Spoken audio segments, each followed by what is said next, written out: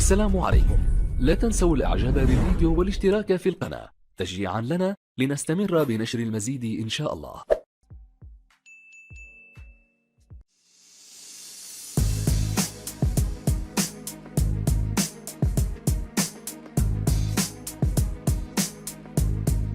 This is SARS-CoV-2.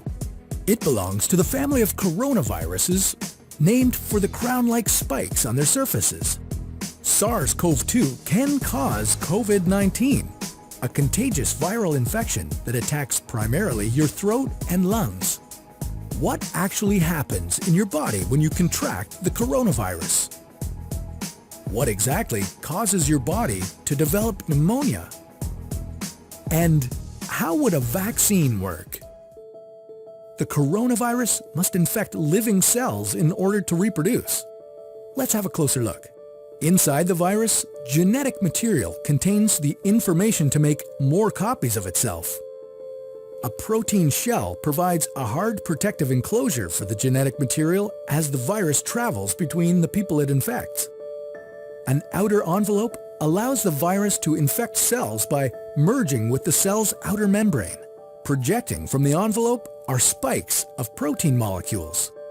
Both a typical influenza virus and the new coronavirus use their spikes like a key to get inside a cell in your body, where it takes over the cell's internal machinery, repurposing it to build the components of new viruses.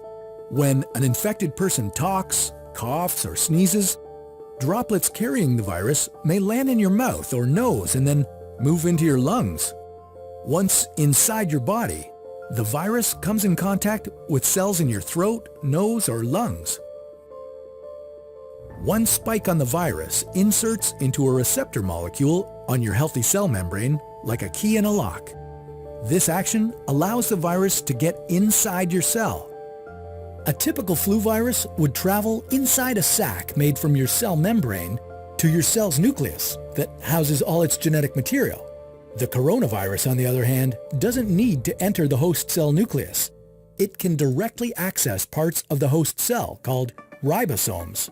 Ribosomes use genetic information from the virus to make viral proteins, such as the spikes on the virus's surface. A packaging structure in your cell then carries the spikes in vesicles which merge with your cell's outer layer, the cell membrane. All the parts needed to create a new virus gather just beneath your cell's membrane. Then, a new virus begins to bud off from the cell's membrane.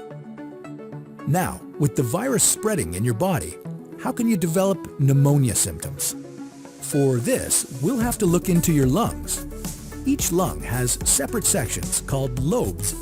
Normally, as you breathe, air moves freely through your trachea or windpipe, then through large tubes called bronchi, through smaller tubes called bronchioles, and finally into tiny sacs called alveoli. Your airways and alveoli are flexible and springy. When you breathe in, each air sac inflates like a small balloon. And when you exhale, the sacs deflate. Small blood vessels called capillaries surround your alveoli. Oxygen from the air you breathe passes into your capillaries, and then carbon dioxide from your body passes out of your capillaries into your alveoli so that your lungs can get rid of it when you exhale. Your airways catch most germs in the mucus that lines your trachea, bronchi, and bronchioles. In a healthy body, hair-like cilia lining the tubes constantly push the mucus and germs out of your airways, where you might expel them by coughing.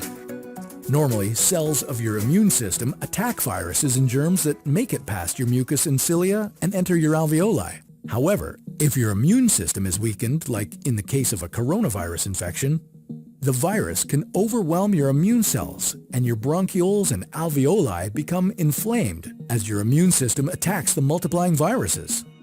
The inflammation can cause your alveoli to fill with fluid, making it difficult for your body to get the oxygen it needs. You could develop lobar pneumonia, where one lobe of your lungs is affected, or you could have bronchopneumonia that affects many areas of both lungs. Pneumonia may cause difficulty breathing, chest pain, coughing, fever and chills, confusion, headache, muscle pain, and fatigue. It can also lead to more serious complications. Respiratory failure occurs when your breathing becomes so difficult that you need a machine called a ventilator to help you breathe. These are the machines that save lives and that medical device companies currently ramp up production for. Whether you would develop these symptoms depends on a lot of factors, such as your age and whether you already have an existing condition. While this all sounds scary, the push to develop a coronavirus vaccine is moving at high speed. Studies of other coronaviruses led most researchers to assume that people who have recovered from a SARS-CoV-2 infection could be protected from reinfection for a period of time. But that assumption needs to be backed by empirical evidence, and some studies suggest otherwise. There are several different approaches for a potential vaccine against the coronavirus.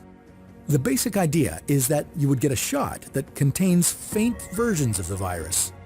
The vaccine would expose your body to a version of the virus that is too weak to cause infection, but just strong enough to stimulate an immune response.